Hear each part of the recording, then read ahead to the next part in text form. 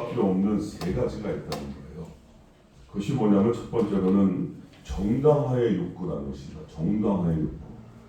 우리가 인정받기를 갈망할 때 우리는 우리 자신의 행동에 대해서 나도 모르게 정당화하고 싶은 강력한 욕구가 자꾸만 생겨나게 된다는 것이죠. 쉽게 이야기하면 자신의 실수를 또 자신의 죄를 인정하고 싶지가 않은 거예요. 왜냐하면 우리는 우리 주위로부터 인정받고 호감을 받고 싶은 그 깊은 욕망이 차지하고 있기 때문이라는 것이죠. 아마 한두 번쯤은 경험해보지 않았나 그런 생각이 듭니다. 그렇죠? 두 번째로는 우리가 인정받기를 갈망할 때 넘어질 수밖에 없는 것은 자꾸만 활동주의로 나아가게 된다는 것이죠. 이 말은 우리가 인정받기 위해서 다른 사람들을 나도 모르게 자꾸만 조정하려고 하고 때로는 어떠한 조건을 달아서 사랑하려고 한다는 거죠. 그러니까 사실은 남을 위해서 일한다고 하지만 결국은 나 자신을 위한 활동이 되고 만다는 것입니다. 여러분, 이런 분들은 대부분 그 노력의 중심에 사실은 채워지지 않는 자신의 욕망이 올려져 있다는 것이죠. 더 깊은 내면에는 사실은 하나님을 깊이 있게 신뢰하지를 못한다라고 헬리나우에는 그렇게 말하고 있더라고요. 여러분, 그러다 보니까 기다리지를 못하고 나도 모르게 내가 이제는 하나님보다 앞서서 일하게 되기 때문에 활동주의로 비춰질 수 있다고 그렇게 말합니다. 또 한 가지는요, 우리가 인정받기를 갈망할 때 넘어질 수밖에 없는 세 번째는 우리가 한 번쯤은 다 경험해 봤을 거예요. 경쟁적 태도라는 것입니다. 경쟁적 태도. 이 말은 우리는 우리의 삶에 자신의 흔적을 남기고 싶어 하잖아요. 또한 자신은 남하고 다른 특별한 존재가 되고자 한다고 생각하죠. 그러다 보니까 남을 섬기면서도 다른 사람이 나를 어떻게 볼지, 심지어는 그들의 평가 속에서 자신의 정체성을 찾으려고 한다는 거죠. 여러분, 그러니 얼마나 힘들겠어요. 남이 말하는 것에서 내 자신의 정체성을 찾으려고 하면요, 내 삶은 너무 힘들 수밖에 없어요. 어떨 때는 이중적인 모습으로 살 수밖에 없을 수도 있는 거죠. 그러다 보니까 남하고 자꾸만 비교하고 더 잘하려고 하다 보니까 경쟁적 태도로 살 수밖에 없는 거 아닙니까? 제가 초창기 일기 때 선교사 시절에 아마 그런 시기를 많이 겪었던 것 같아요. 제가 남들보다 더 뛰어난 탁월한 선교사라는 인정을 받기 위해서 누구보다 열심히 아마 살렸던 게 그런 모습이 아닌가 싶습니다. 여러분, 우리가 사무엘하의 뒷부분을 읽어보면서 여러분 정말 당황하지 않으셨습니까? 다른 사람도 아닌 믿음의 용장, 이 다윗의 가족의 스토리가 펼쳐져 있는데요. 정말 차마 눈뜨고 볼 수 없는 나쁘끄러운 일들이 그대로 기록되어 있어요. 이 성경 말씀에. 배다른 자식들의 강간이 벌어지죠. 복수국이 벌어지죠. 살인이 생기죠. 심지어 자식이 아버지의 왕위를 차지하겠다고 아버지의 부인이죠. 후궁을 욕보이고 아버지를 죽이기까지 하려고 하는 그런 반역이 일어나는 그야말로 참 드라마틱한 비극적인 역사가 기록되어져 있어요. 여러분, 그리고 오늘 읽은 본문은요, 이 파란만장한 삶을 살아온 다윗, 이 다윗의 마지막 인생 후반기를 오늘 기록하고 있는 것입니다. 여러분, 우리 그렇게 생각할 것 같아요. 이 정도 되었으면 다른 사람도 아닌 다윗인데 이 정도쯤 왔으면 이제는 성숙하고 영적으로 좀 승리하는, 그래서 하나님께만 영광을 돌리는 그런 장면을 연상할 거 아니에요. 그런데 오늘 본문을 보면 그게 아니라는 것입니다. 오늘 사무엘하의 마지막 장이잖아요. 이제는 나이가 들 만큼 들었어요. 그런 다윗이 또 넘어지는 장면이 나오므로 오늘 이 사무엘하는 끝을 맺고 있다는 것이죠. 여러분, 그래서 우리는 질문하지 않을 수가 없어요.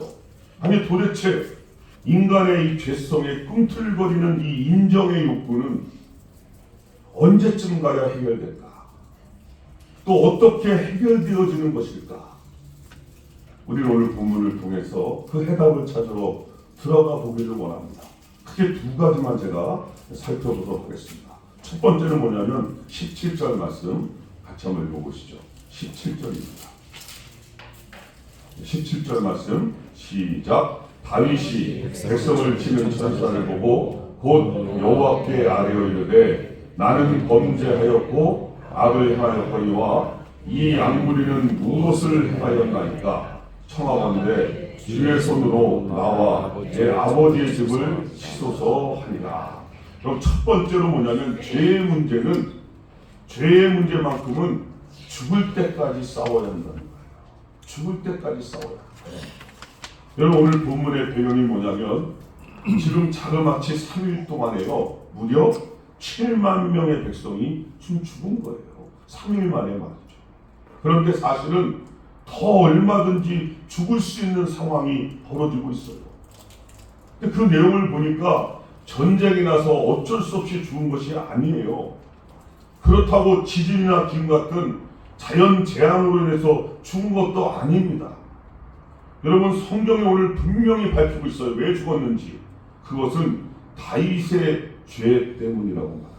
다윗의 죄 때문에 이런 사단이 발생했다는 거예요.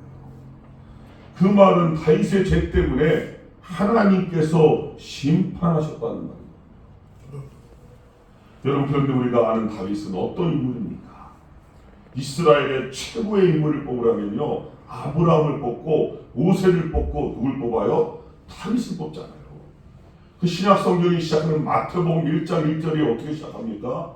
아브라함과 다윗의 자손 예수 그리스도의 세계라. 거기에 누구 이름이 들어가고 있어요? 다윗이 들어가고 있다니까요. 정말 성경의 가장 대표적인 믿음의 용장이 다윗이에요. 오죽하면 하나님이 내 마음에 합한 자라고까지 말씀했어요. 그 무시무시한 골리앗도 쓰러뜨렸어요. 그뿐인가요? 다윗은요 그렇게 힘든 광야 훈련을 무려 13년이나 거친 사람이에요. 여러분 자기의 원수 아닙니까? 사울왕. 그렇게 자기를 죽이려고 끊임없이 쫓아다니는 그 사울왕을 바로 눈앞에서 죽일 수 있는 찬스가 2번이나 찾아왔거든요. 보통 사람 같으면 거기서 사울왕을 죽였을 거예요. 그런데 그때조차도 복수를 하나님께 맡기고 기도로 승리한 사람이 다윗이거든요. 여러분 그가 쓴 시편을 한번 읽어보셨나요? 구구절절 얼마나 하나님을 향한 그의 고백이 아름답습니다. 나의 힘이 되신 여호와여 내가 주님을 사랑합니다. 곳곳마다 고백을 보세요. 주님은 나의 산성이십니다. 주님은 나의 방패이십니다. 주님은 나의 피난처이십니다. 다윗이여 하나님을 향한 그 마음이 너무나 절절하게 애절하게 표현되어 나오지 않습니다. 여러분 누가 봐도 다윗에게 어울리는 그런 모습 아닙니까? 특별히 그는 인생에 있어서 얼마나 많은 시련을 참 많이 겪었습니까? 그 대표적인 사건이 바로 밧세바 사건이잖아요. 여러분 그 밧세바 사건으로 인해서요 다윗은 그 자녀가 태어나자마자 그 자녀를 먼저 보내야 되는 아픔을 겪어요. 다른 사람 때문이 아니라 자신의 죄 때문에 자기의 아이를 먼저 태어나자마자 보내는 그런 일까지도 다윗이 겪는다니까요. 그뿐만이 아니라 가족 간에 끊임없이 칼이 끊어지지 아니하는 자식들끼리 서로 죽이고 싸우는 하나도 겪기 어려운데요. 수도 없이 그런 일을 이 다윗이 많이 겪어야 했어요. 여러분 다윗이 그냥 다윗이 아니죠. 다윗은요 승리와 기쁨, 슬픔과 아픔을 동시에 체험한 어쩌면 성숙한 다윗이라는 말입니다. 지금 본문의 시점이 그 정도까지 이른 다윗이거든요. 그러니까 어떻게 보면 오늘 본문은 다윗이 왕으로서 행한 마지막 명령일 수 있는 거예요. 그만큼 중요하다는 것이겠죠. 여러분 그것이 뭐였냐면 다시 마지막으로 명령을 내린 것이 뭐냐면 인구조사였어요. 인구조사.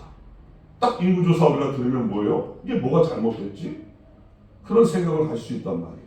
그런데 성경은 뭐라고 말하냐면 그 인구조사에 대해서 하나님의 평가가 뭐냐면 다윗이 악을 행하였다라고 본 거예요. 다윗이 악을 행하였다. 그것이 하나님의 마음을 진노케 했다라고 성경은 말합니다. 여러분 도대체 다윗의 인구조사가 왜 제약된 행위라는 걸까? 여러분, 그것은 다른 것이 아니었습니다. 다윗의 그 마음의 동기가 인정의 욕구에서 출발했기 때문이에요. 인정의 욕구에서. 어떻게 그것을 하냐면 다윗이 부하들을 통하여서 무려 10개월에 걸쳐서 인구조사를 시킵니다. 그들이 다 조사를 하고 다윗에게 와서 인구조사를 보고를 하는 거예요. 그런데 말이 인구조사지 일반 인구를 조사하는 호구조사가 아니었어요. 그들이 와서 보고하는 내용을 보니까 군인들의 숫자, 칼을 빼는 군인들의 숫자만 보고를 하는 거예요. 무려 130만 명. 대단하지 않습니까? 군대가요, 칼을 빼는 사람만 130만 명이라는 거예요. 여러분, 그 숫자를 듣는 순간 다윗의 마음이 어땠겠습니까? 자기가 생각해도 대단하지 않았겠습니까? 정말 모두에게 성군 다윗으로 인정받을 만하다고 생각하지 않았겠어요? 모든 포커스가 자신에게 향하는 것이 마땅하다고 그는 생각하지 않았겠습니까? 여러분, 다윗의 그런 행동들이 부하들에게도 드러났을 텐데 하물며 살아계신 하나님께서 모르시겠습니까? 결국 다윗이 지금 뭐 하고 있는 거예요? 자신이 하나님의 자리에 앉아 있는 거예요. 자신이 그 자리에서 모든 것을 바라보면서 모든 영광을 지금 자기가 차지하고 있는 거예요. 여러분, 무섭지 않습니까? 저는 말씀을 묵상하면서 사실 좀 두렵기도 하더라고요. 왜 다윗까지 산전수전 이 모든 걸 다 겪으며 믿음의 길을 걸어온 사람인데, 야, 그런 다윗조차도 저렇게 한순간에 넘어질 수 있는 거구나. 두려운 마음이 들더라고요. 여러분, 그 말은 뭡니까? 죄에 관한 하는 죄에 대해서만큼은 어떻게 해요? 죽을 때까지 싸울 수밖에 없다는 것입니다. 한순간이라도 방심하거나 깨어있지 않으면 또 넘어질 수밖에 없다는 사실을 오늘 다윗을 통해서 우리에게 성경이 말씀하여 주시고 있는 것이죠. 여러분, 우리가 육신의 몸을 입고 있는 한 우리는 죄성을 가지고 있잖아요. 그 죄성에서 완전히 자유로울 수 있는 사람은 한 사람도 없죠. 그러니까 성경은 모든 사람이 죄를 범하였고 하나님의 영광에 이를 수 없고 의인은 없나니 한 사람도 없다고 말하는 이유가 그 죄성이 우리를 지배하기 때문인 것이죠. 여러분, 그것은요, 시간이 지난다고 해서 영적인 체험을 많이 한다고 해서 내가 방언 기도를 2시간, 3시간 한다고 해서 또 내가 어저께까지 새벽 기도를 했다고 해서 그것이 사라지는 것이 아니에요. 죄성에 관한 부분. 여러분, 그래서 제일 중요한 첫 번째 단계가 무엇일까? 그것은 그 사실을 인정하고 받아들여야 되는 거예요. 인정하고 받아들여야, 나도 넘어질 수 있다는 사실을 인정하고 받아들여야, 그래야 거기서부터 뭐라도 시작할 수 있는 거 아니겠어요?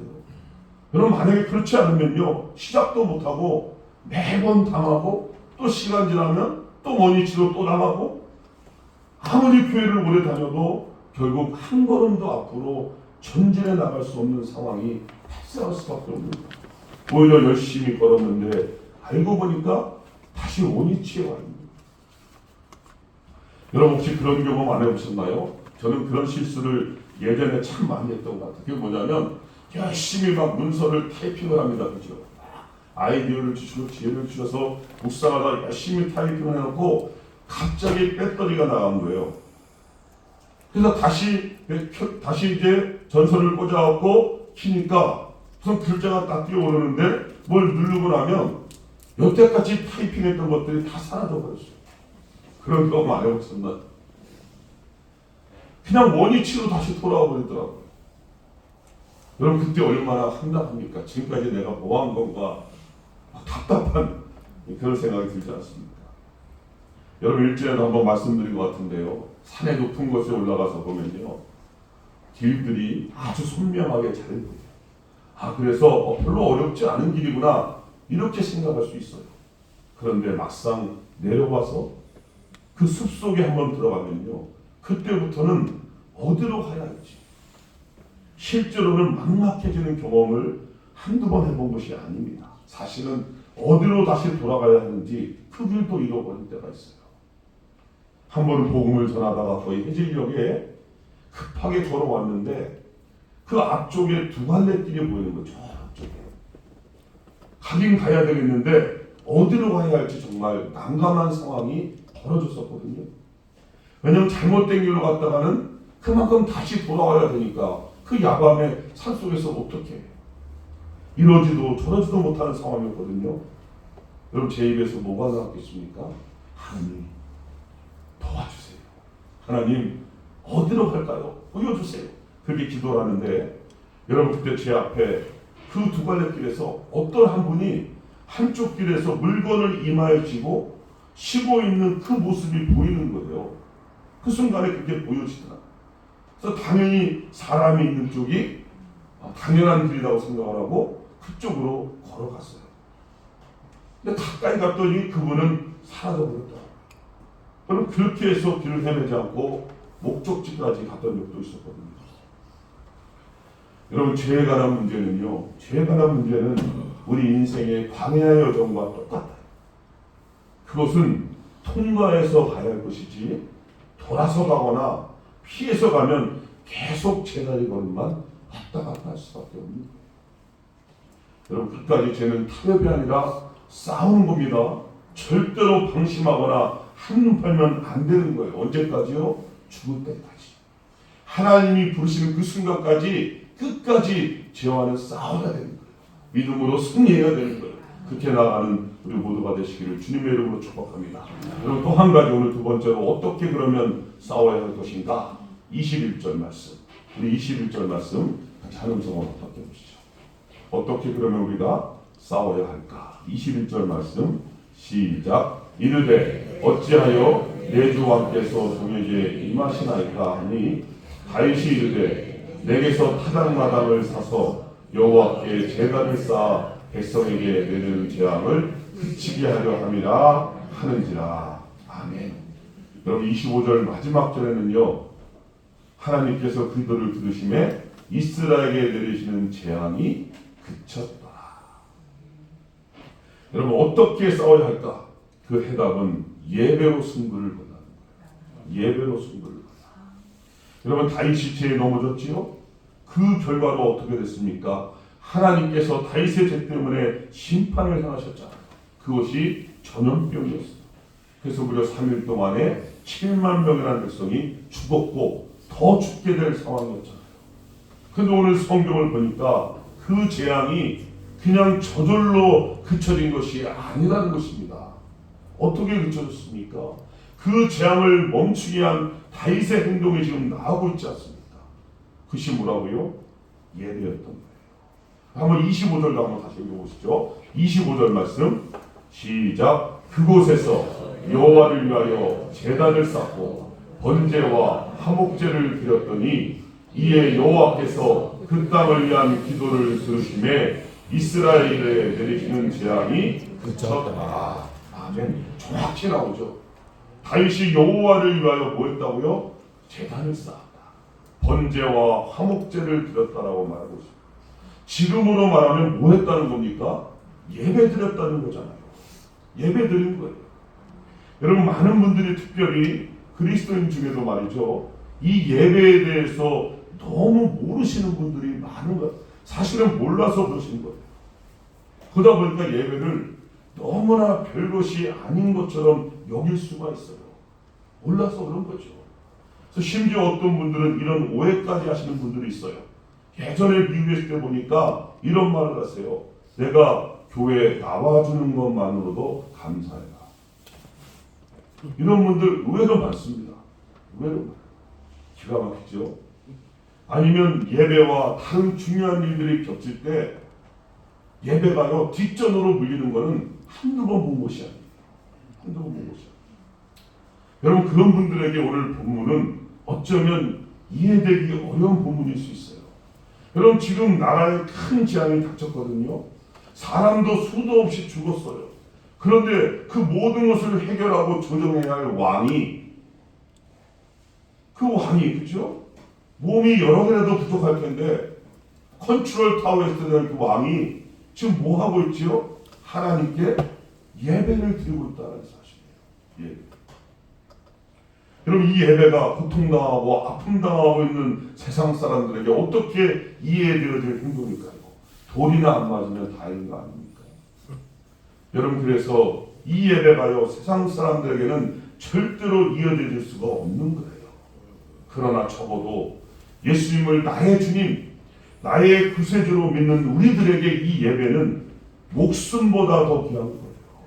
더 나아가서 모든 죄의 문제에 가장 강력하게 싸워서 승리할 수 있는 해결의 자인 줄로 믿습니다. 이게 깨달아져야 돼요. 죄송하지만 이거 모르면 아직 모르는 거예요. 왜냐하면 하나님께서 찾으시는 사람은요, 다른 사람이 아닙니다. 이 시대에 똑똑하고 높은 지혜에 있고 재산이 많은 사람들 정말 수두룩합니다. 수두룩해요. 그러나 하나님을 진정으로 예배하는 사람은 nobody knows. 아무도 몰라요. 하나님만이 아십니다. 그런 사람을 하나님께서 주목하시기 때문이에요. 여러분, 왜냐하면 예배는 그 원어가 프로스키노라고 했습니다. 예배가 뭡니까? 그 하나님의 거룩한 임재 앞에 우리가 그냥 완전히 엎드리는 시간이에요. 완전히 엎드리는, 다른 말로 하면 하나님 앞에 완전히 항복하는 시간이거든요. 내 능력, 내 지혜, 내 경험, 그냥 하나님 앞에 완전히 내려놓는 시간이에요. 여러분, 그럴 때 주님께서 우리의 눈을 들게 하시잖아요. 찾아오시잖아요. 말씀하시잖아요. 위로하시잖아요. 그 힘으로 우리의 눈을 들어서 우리의 시선이 우리 주님과 마주치는 거예요. 그때 주님이 부으시는 위로, 그 사랑, 그 힘, 그 은혜로 다시 일어나는 게 예배거든요. 여러분, 그러므로 그것 또한 죄의 세력도 그 권세도 우리가 가지고 있는 그 문제들도 진정한 예배를 경험하면요, 더 이상 힘을 잃게 되어 있어요. 여러분, 이것이 예배의 능력입니다. 여러분, 그래서 그리스인이 이 땅에서 뭐 하는 사람이냐고 묻는다면 요약한다면 한 가지 아니겠습니까? 예수님을 잘 믿는 사람이에요. 그럼 예수님을 잘 믿는다는 것이 무엇인가? 결국 참된 예배자가 되는 것이잖아요. 그것을 성경은 거룩이라고 말합니다. 거룩이라. 여러분, 오늘 다윗은 그 누구보다 고통과 아픔, 상처와 절망의 상황에 놓였죠. 다른 사람도 아닌 자기 때문에 7만 명이 죽은 거예요. 차라리 내가 죽는 게 낫지. 나 때문에 백성들이 7만 명이 죽었고 앞으로도 더 죽을 상황이 벌어진 거예요. 그런데 왕이면 뭐합니까? 그 직함을 가지고 있으면 뭐예요? 자기가 할 수 있는 건 아무것도 없는 거예요. 여러분, 그때 비로소 그는 하나님 앞에 엎드리는 참된 예배자로 엎드리게 된 것이죠. 오늘 성경에 번제와 화목제를 드렸다라고 합니다. 여러분, 번제가 뭡니까? 번제는요, 껍질을 다 벗기고 각을 떠갖고 하나도 남김없이 하나님 앞에 완전히 태워서 올려드리는 화제의 제사거든요. 이 번제는요, 그러니까 하나님 앞에 전심으로 최고의 예배, 최상의 예배를 올려드리는 것이 바로 번제예요. 그래서 번제를 드렸다라고 말하는 거예요. 여러분, 화목제는 뭡니까? 화목제는 바로 떠올라야 돼요. 화목제의 제물이 누굽니까? 화목제의 어린 양 제물은 바로 예수 그리스도를 말하는 거잖아요. 예수 그리스도. 그러니까 예배가 그렇게 단순한 것이 아닙니다. 왜 예배가 회복의 자리이고, 왜 예배 가운데 치유가 임하고, 왜 예배가 우리의 승리의 자리이고, 왜 예배가 은혜의 자리냐면 바로 이 예배에는 화목제의 대물 대신 예수 그리스도의 보혈이 있기 때문입니다. 여러분, 아무리 이슬람이 5번 예배를 드려보세요. 그렇게 열심히 있으면 뭐합니까? 여러분, 힌두교에서 불교에서 참화고도로 6개월 동안 그들의 신에게 3억 3천의 신에게 예배드리면 뭐합니까? 그들의 열심을 우리가 따라갈 수가 없어요. 그러나 거기와 우리가 다른 점은요, 예수 그리스도의 십자가의 보혈이 거기에는 없습니다. 이게 다른 거예요. 타종교하고 다른 거예요. 우리의 예배는 십자가에 보혈이 있기 때문에 치유가 임하는 것이고요, 은혜가 임하는 것이고, 우리에게 힘이 부어주는 것이고, 위로가 주어주는 것이고, 하나님의 사랑이 임하는 줄로 믿습니다. 여러분, 이것이 무너지면 더 이상 교회는 교회가 될 수 없어요. 이것이 교회가 존재하는 1차적 사명입니다. 1차적 사명. 이 일을 위해서 하나님께서 부족한 종을 불러주셨고, 훈련시켜 주셨고 이곳까지 그래서 보내주신 거예요. 왜냐하면 목사의 일차적 사명도 참된 예배자가 되는 것이고 그렇게 인도해가는 사람이기 때문인 것이죠. 여러분 오늘 본문을 보십시다. 사실 말도 안 되잖아요. 그냥 예배 드렸거든요. 근데 어떤 일이 벌어졌죠? 25절 다시 한번 읽어보세요. 그냥 예배 드린 것밖에 없어요. 근데 일이 벌어지고 있는 거예요. 25절 읽어보시죠. 시작. 그곳에서 여호와를 위하여 제단을 쌓고 번제와 화목제를 드렸더니 이에 여호와께서 그 땅을 위한 기도를 들으시매 이스라엘에게 내리는 재앙이 그쳤더라. 아멘. 아멘. 여러분 여기서 중요한 포인트를 잡으셔야 됩니다. 여호와께서라는 겁니다. 여호와께서, 그죠? 여호와께서. 우리 그리스도인의 삶은요 어쩔 수가 없는 거예요. 우리는요 여호와께서입니다. 이걸 지금 말로 쉽게 풀면 오직 예수가 됩니다. 우리는 오직 예수로만 살아갈 수 있게끔 하나님이 창조해 주신 거예요. 오직 예수님을 부를 때 우리는 그 안에서 힘과 능력과 은혜로 살아갈 수 있도록 주님이 그렇게 우리를 만들어 주신 거예요. 그러니까 여러분 자꾸만 우리가 다른 것에 힘 빼지 말라고 오늘 말씀을 통하여 가르쳐주고 있는 거죠. 여러분 우리는요 예수님 없으면 nothing이에요. 아무것도 아닙니다. 그러나 예수님 안에 있으면 everything입니다. 모든 것이 가능해지는 거죠. 이거 가르쳐주고 싶은 거예요. 그게 뭐라고요? 예배. 예배. 여러분 그러니까 다른 것은 다 잊어버리셔도 꼭 한 가지만 잊지 마세요. 예배. 나는 예배한다. 나는 참된 예배자가 되리라. 어느 곳에 있든 꼭 교회에 와서만 드린 예배를 말하는 것이 아니라 우리의 삶의 현장이 다 예배잖아요. 걸으면서 예배할 수 있어요. 여러분 설거지하면서 예배할 수 있을까요? 없을까요? 있어요. 우리는 어느 곳에 있든 간에 하나님을 예배할 수 있다니까요. 그걸 말하는 거예요. 그걸 말하는 거예요. 참된 예배자가 되리라는 것이죠.